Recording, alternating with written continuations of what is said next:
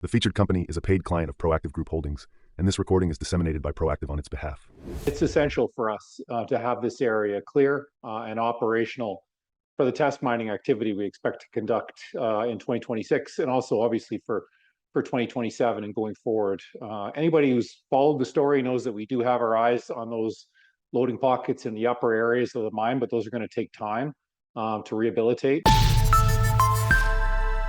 Welcome back inside our Proactive newsroom, and joining me now is Shaun Heinrichs. He's the CEO of 1911 Gold Corp. And Shaun, great to see you again. How are you? I'm very good, Steve. How are you doing?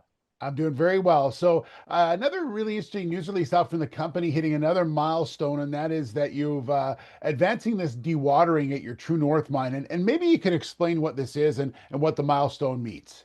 Sure. Yeah. No, look, these rather unsexy operational updates don't often mean things unless you can put them into context. It is a big day for us, or it's been a big week. Basically, we were in a little while ago, but we wanted to make sure everything was nice and clear before we kind of launched it out there for everybody. This is a primary level for access in the underground mine for a number of reasons. The main reason is this is where all the main ore handling historically had happened over the last 20 years. So there is loading pockets higher up in the mine, but this was the most active one, particularly under sand, gold, and Klondex.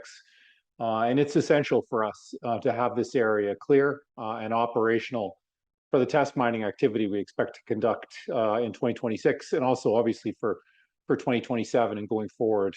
Anybody who's followed the story knows that we do have our eyes on those loading pockets in the upper areas of the mine, but those are going to take time to rehabilitate. In the interim, we're going to maximize the use of this level 26 loading pocket area. And then the other big thing about it is really some of the best resource targets, and clearly, that second and third year of our mine plan really hinges on our ability to access this level, and then in the future years, the lower levels, the 31, 32 level, which we'll get at through the D shaft. So this was a big step for us. If everybody recalls, when we got into level 16, which was almost a year ago, we were looking up the news release, and it was basically April 9th of 2025. So it's pretty funny. We were able to kind of accelerate rehab and get into all the levels of on 16 very quickly afterwards, and I expect that to be the same. We do have more water to clear, but we now have the main access there, and we're able to start work on getting electrical compression systems and lighting and everything else operational down at that level, and clear out the historic sump system so we can use that also for ongoing dewatering and maintenance purposes. So it's a really nice step. It's really nice to be down on that level too, and kind of getting back there. I was back there last time I was there was 2018, so it's been a while. Yeah. So Shaun, now that you've got that part of it done, it's the compressed air, ventilation, electrical, as you mentioned. So is that the quicker work that can get done now? The hard work is sort of done. Is that fair to say?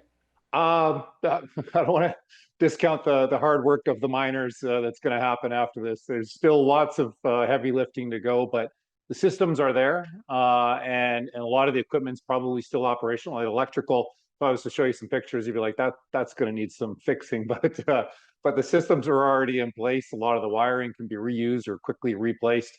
Ventilation is often very simple. A lot of those systems are still there, and getting fans right now, even in this environment, is pretty quick. We've got a lot of supplies already on site because of the work we've been doing to date. So I do expect it to advance rather quickly. We need to, if people look at the news release, they can see there's a bit of a decline going behind after the rock breaker kind of goes down like this.